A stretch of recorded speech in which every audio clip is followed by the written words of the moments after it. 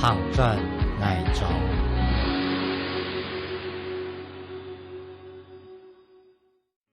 日客家嘅文土，後山嘅日頭落，便當了年溫流。30年前，32年6幾腳，鳳林火車頭順嘅瓮面前，現定幾一邊，日客一直供養30年。從一家年嘅牆邊，接來共州以為無限大細濃嘅水果邊，日客來食了，花蓮嘅牛嫩天當來，一落地就係娘邊，白娘娘好水娘娘，就像新娘嘅阿妹，客家人牛娘嘅文土。鳳林是一個以客家人口為主的客莊慢城小鎮，2014年獲得國際慢城認證，是全國第一，也是東部唯一獲得認證的城市。位於鳳林火車站旁的這家冰淇淋店，已成為花東縱谷必朝聖的觀光景點，每逢假日人潮滿滿。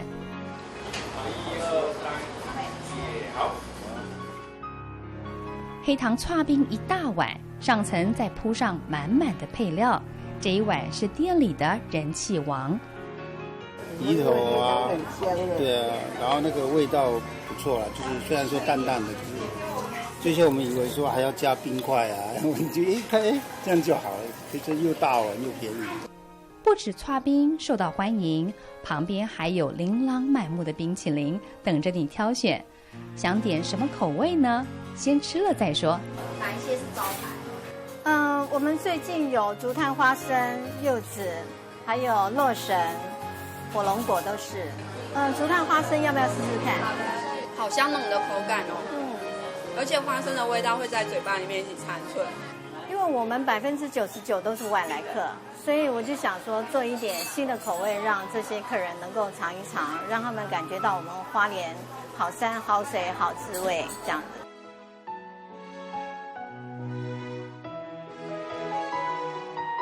花蓮縣鳳林有着全台灣最好的水質，硬度5，屬於軟水，再加上沒有石灰質，擁有天然條件優勢，做出來的冰淇淋特別甜。別人問講，你若要來這做，那要去花蓮啦，對安尼吼，很可惜你們在這裡做。我講，因為我有聽講，水質最好就是鳳林，所以我們會來這邊做。我那攏是逆滲透的啊，煮冰的，攏逆滲透的。因為鳳林的水是軟水，它是鹼性水，喝起來其實它的水是甜的，相當好，做冰淇淋非常好。陳阿玉，大家都叫她潘媽媽，是冰淇淋店的創始人。30年前，她在光復糖廠做鮮奶冰棒，因為愛做冰，52歲的她勇敢離職出來創業，跟着先生在鳳林找了冰廠的落腳地，一家大小在這裡重新開始。我做的吼，安怎都安怎，敢若較傳統的冰淇淋啊，傳統安尼。哎呀，攏計辛苦，攏暗時攏差不多困3點3、4點鐘爾。落尾我才找這間工廠啊，才做工廠安尼。啊，無安尼底下蓋下，做無法度做。爸爸，你幫我看一點點菜吧。好，你剛剛的機器做好了。做好了嗎？做好了。做好了，好。還有我的爸爸也是幫我蠻多的。爸爸才好嘞，他都那個店都是他在那個的。都是爸爸在注意的，因為像我們這種設備都已經做到代工了，所以那些店都非常的要非常小心這樣子。爸爸他很不放心這一塊，所以他到80幾歲了，他還在幫我注意這些。我很喜歡幫忙他，可是他們都半年好了啦，話沒做。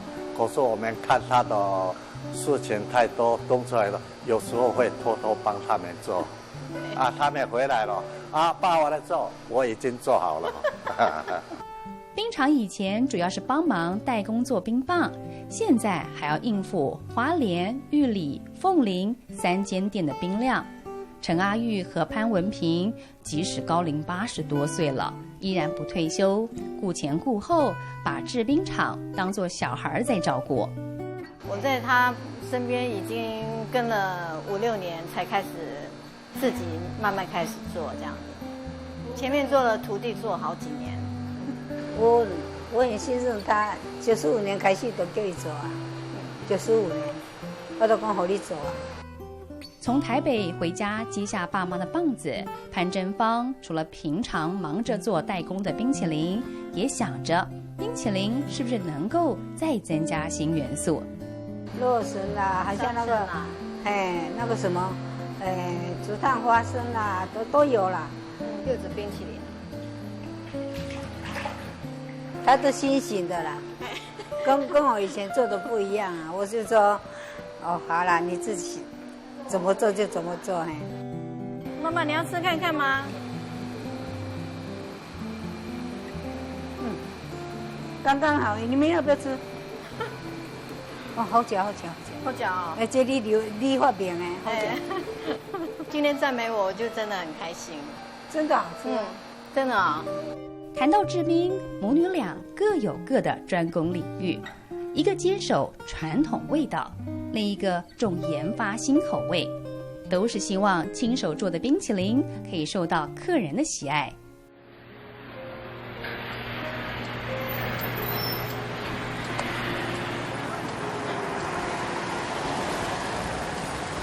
我是45岁回来花莲，我是在台北上班退休了，就是也没退休，就是怀孕嘛。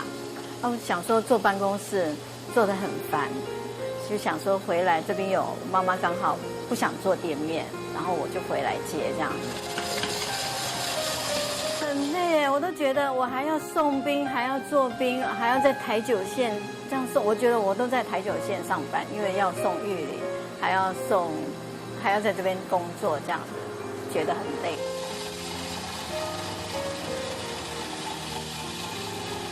从接下冰店后，潘珍芳10多年都没有休假的一天。妈妈的期望还有小冰店的发展，让她疲于奔命。我妈妈的能力太强了，那我以前没有做过苦工嘛，然后都是后面都是。想说跟上妈妈的脚步就好了。我妈妈其实是很好强的女人，那我们没有跟上她的话，她会觉得说我们怎么这么笨？因为我以前没有做过这种事情，然后从台北回来，其实都是对我来说，其实这些苦工都是我以前没做过的，对我来说是很吃。好胜心让潘珍芳咬着牙，就是想要做出比妈妈更好的成绩。他重新装潢小冰店，再增加冰品的口味，果然成功吸引观光客的目光。面前讲说，他过去的生意是多棒多棒，然后我接的时候是多么不景气，然后多么的倒霉。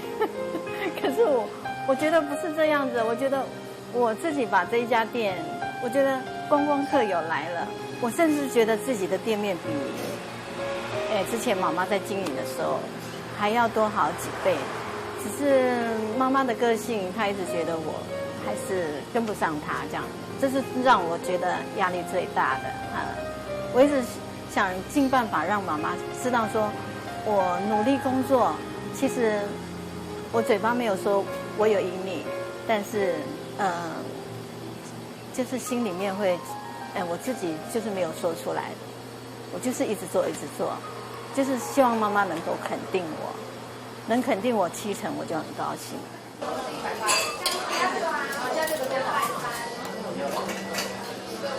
好，谢谢你。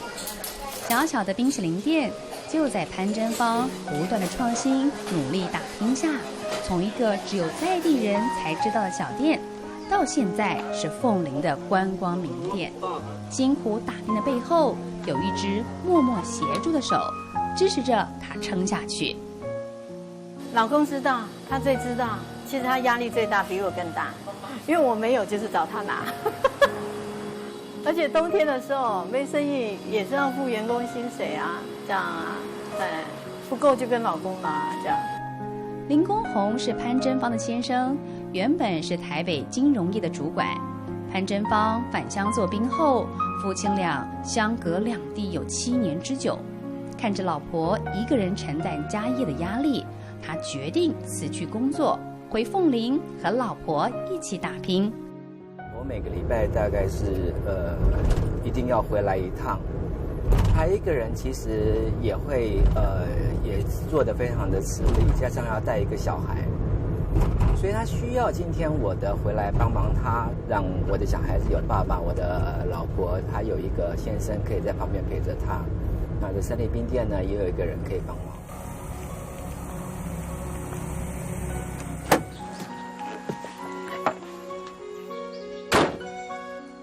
今天来这里是长花生农。花莲凤林最有名的东西就是花生。那刚好这个花生农是我们凤林最大的一个主要的种植者，所以我想要看看他的农地，顺便跟他谈谈合作的关系。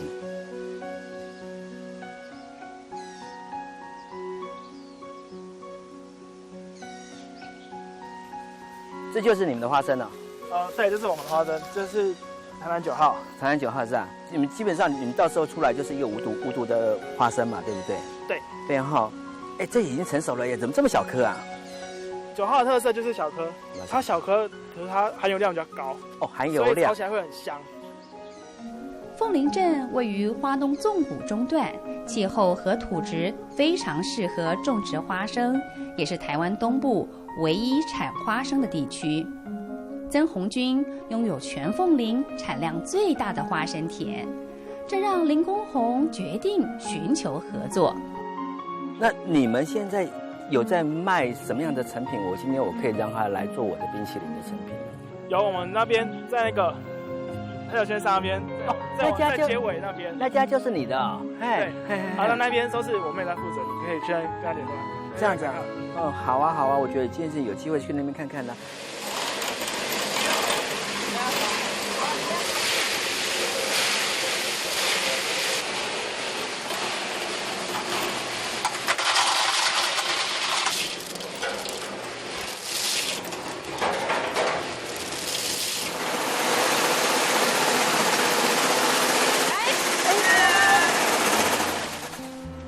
礼拜天就有核心吗？昨天去看看啊。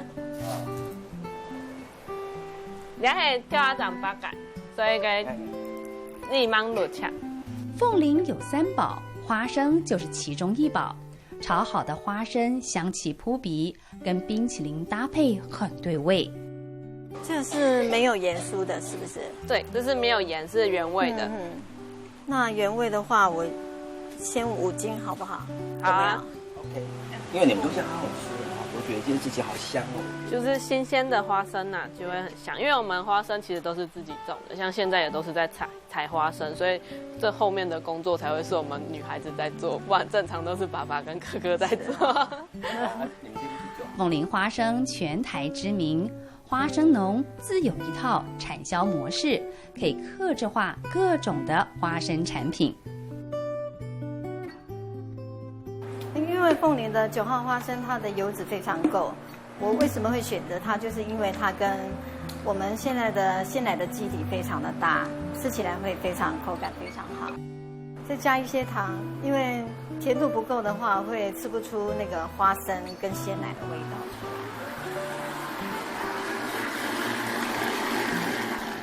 我不想让它打得太久，就是会怕它吃不出那花生的颗粒。我们用在地食材，其实是帮这些小农找出路啦。那也是希望说，我们做这些冰淇淋会有凤林在地的味道，这样子。花生的香搭配鲜奶冰淇淋的浓醇，在搅拌制冰的过程中蹦出了新火花。这一款花生冰淇淋成了招牌必点的口味。因为我是用原始的材料，我不会加一般的色素跟香料进去，因为它的味道真的很够，真的很香，而且又有鲜奶的味道，所以我们的花生真的是真材实料。一杯冰淇淋装载着一家人对制冰的坚持与创新，让吃冰不只是吃冰，透过味蕾尝到的是凤林客庄的特色滋味，还有在地人团结的人情味。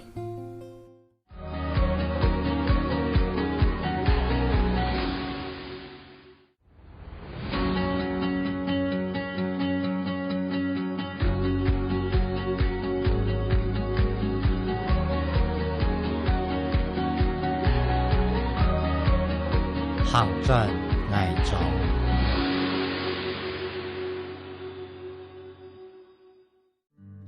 細細嘅工作坊，個個農傳熟嘅南美人，摘果發酵，配酒調味，製作巧克力，一條客家龍，用幾公克可可嘅色，搵幾公克四嘅板塊，呢啲轉嘅液體，流動嘅糊件，點進下來中硬當當，咬以後搖搖就上，85%嘅苦澀甜。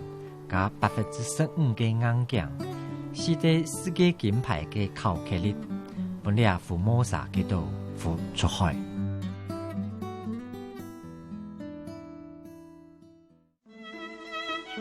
融合可可豆的特殊发酵风味与轻烘焙的酸味。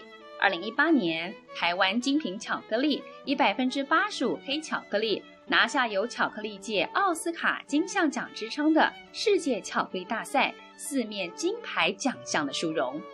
只是任谁都想不到，这一块仅仅5公克、黑得发亮的台湾之光，竟是来自屏东内埔的一间小小巧克力工坊。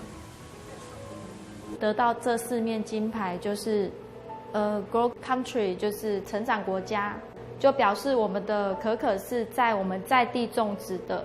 还有一张是直接交易的金牌，就是说我们的豆子不是透过进口商，我们直接买豆子进来，我们豆子是自己去发酵、自己制作烘焙而成的。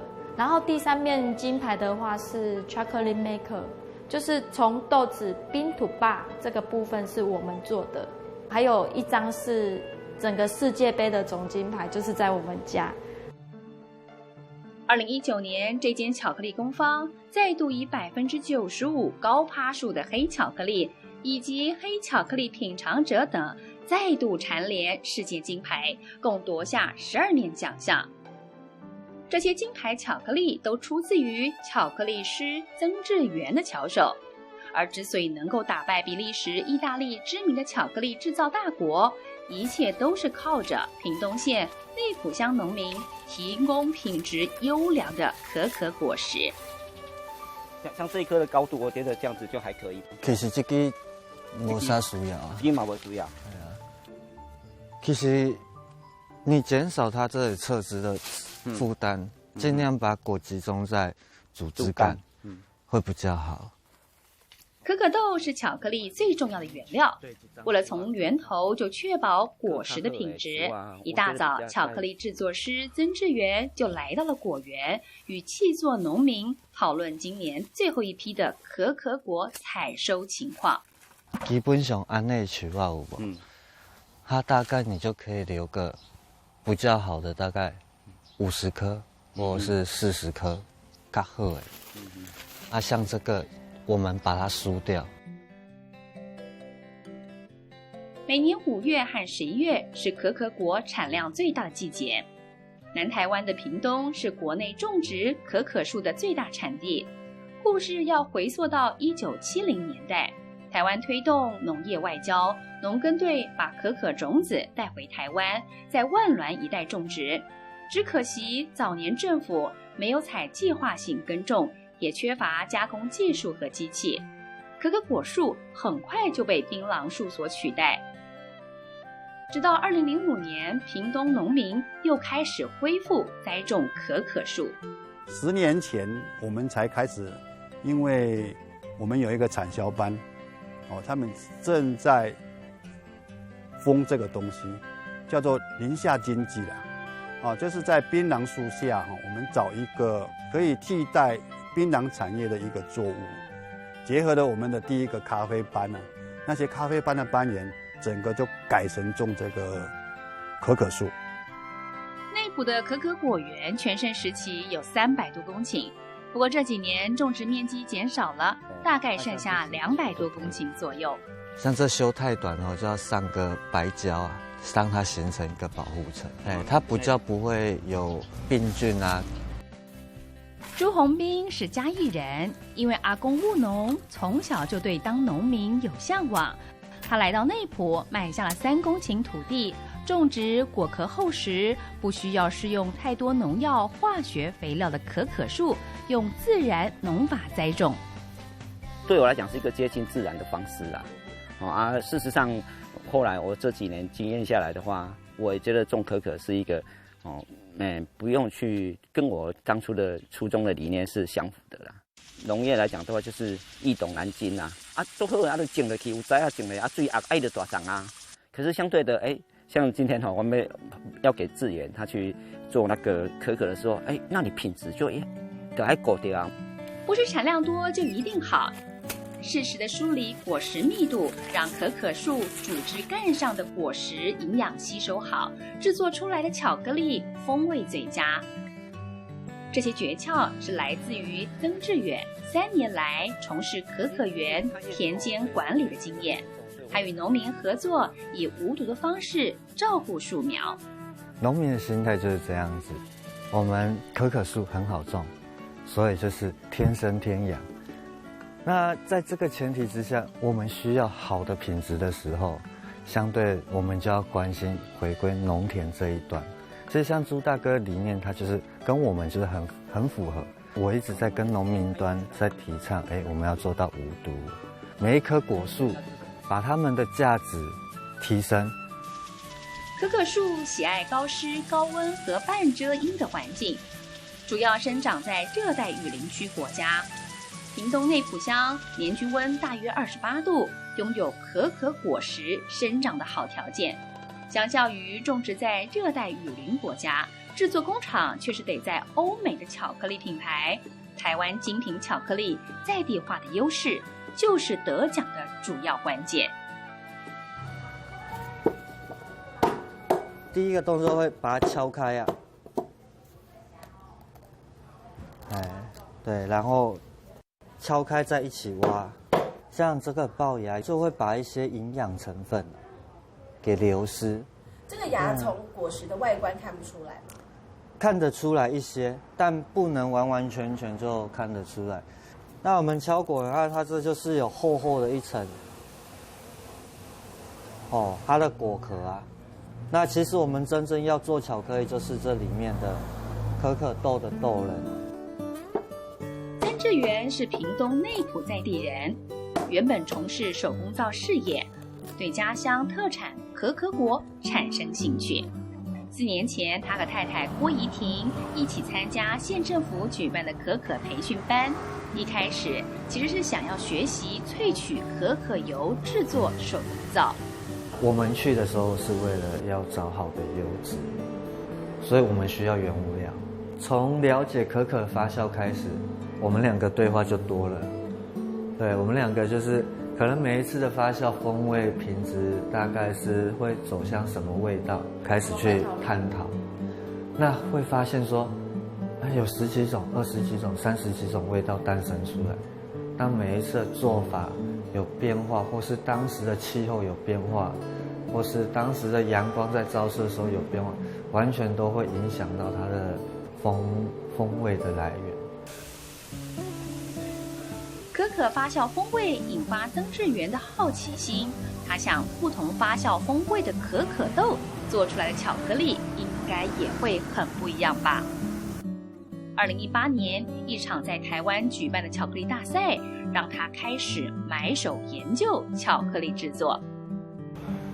这颗肉长得没那么好，果仁没那么薄。像挖豆的话，我们就是会让它一颗一颗的果肉分离。像杂质这些东西，像中心那个梗，我们就会给它挑掉。这个都要挑得很干净，就是以方便我们后续的发酵的作业。巧克力制作最关键的技术在于可可豆的发酵。开过宠物店的曾志源，把过去饲养昆虫对菌种变化、温度与湿度环境的控制经验，运用在可可发酵制成上，成功的发酵出风味独特的巧克力。发酵一开始我们要盖上盖子封住，这要封大概是48小时，让它做厌氧的动作。之后我们会做一个耗氧的动作，对，就是让豆子有呼吸到新鲜的空气，在这个动作发酵完成之后，就是可以决定豆子70%的巧克力的风味。对，所以在取决于风味来源，把巧克力灵魂带到这个世界上，唯一的一个步骤就是要经过发酵。掌握巧克力制作70%的风味灵魂，曾志远亲手发酵的可可豆蕴藏着屏东特有的可可香气，而且色泽开得非常均匀，几乎都是4分豆。而且在这时候它的风味啊，就已经决定它的味道了。从日白挑的发达拢唔好炒，日白米线唔好炒，日白米线其实拢冇做赞，搭粒开的如果讲，一般大多数的就是它会用可可粉，再去融入其他的油脂。可可粉它已经失去原有的一颗豆子的50% 的油脂，那其他的油脂添加下去。那相对它营养就不是原本我们需要的。一颗豆子有50%，它最好的油脂。那这50% 就是我们要让人能够感受到，可可有对身体的一些好处，而不是抽取之后再去做成巧克力的一种风味糖。我认为它已经失去了很多巧克力的营养价值跟成分。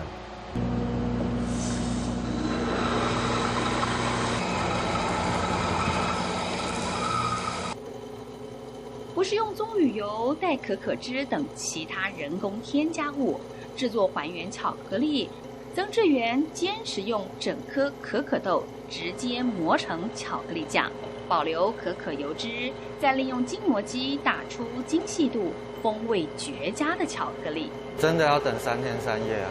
不是听完张惠妹的歌就算了，是真正就要等72个小时。对，它3天后就会变这样。从原本粗磨细磨到这个时候，我们的标准会在20微米以下的细致度。你现在吃的这一支是金牌的巧克力，对，它本身巧克力天然的味道就有酸涩苦味，而且你会对感受得到一点果酸味，然后它有层次感，试试看。试试看100%。比较喜欢对买100%的哦。它这个纯的哈，对，每天吃有限量。对，每天不要超过30公克都 OK。所以这个1块几公克？1块5公克，不要超过6片。滑顺感还有那个感觉，最主要是我觉得鸡舌帕的这个还不错，它的感觉味道。那女儿喜欢哪一款？85。以前都是买欧洲的嘛，欧洲的瑞士啊，或是荷兰那边的巧克力。那我们台湾有想说吃看看，他说那个台湾到底能够，因为也有得奖，然后第一个是得奖，第二个是就是说那个就是说能够定价。到这个程度啊，一定有它的道理。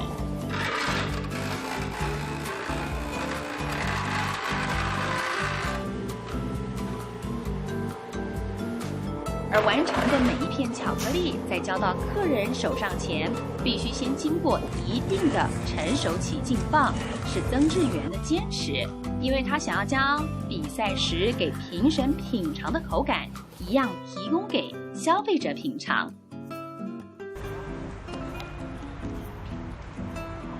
屏东内埔现在是台湾巧克力故乡的代名词，但这里的孩子不一定都知道巧克力是怎么来的。好，大家好，你们知不知道巧克力是什么做的？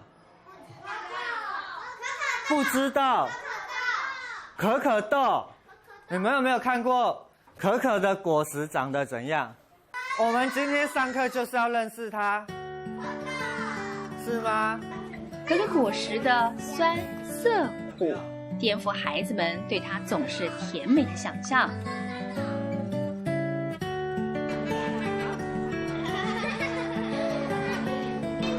只有当它磨制成精致的巧克力酱，沾满整只棉花糖，才能够唤起孩子对巧克力疗愈的记忆。3年级到5年就会教他们从种植到，一颗可可果怎么种成一个可可树，然后可可果又怎么变成巧克力的概念。对，那它当中经过哪一些过程？对，那可能年龄比较大的，好像一些热龄的课程，那我们会告诉他，可可它做成巧克力对身体的帮助。其实学很多东西就是要让小朋友多一些新的知识去吸收，对，让他符合在地，慢慢的，其实小孩子他自然而然就多了一些数据，对他以后都会有一些帮助。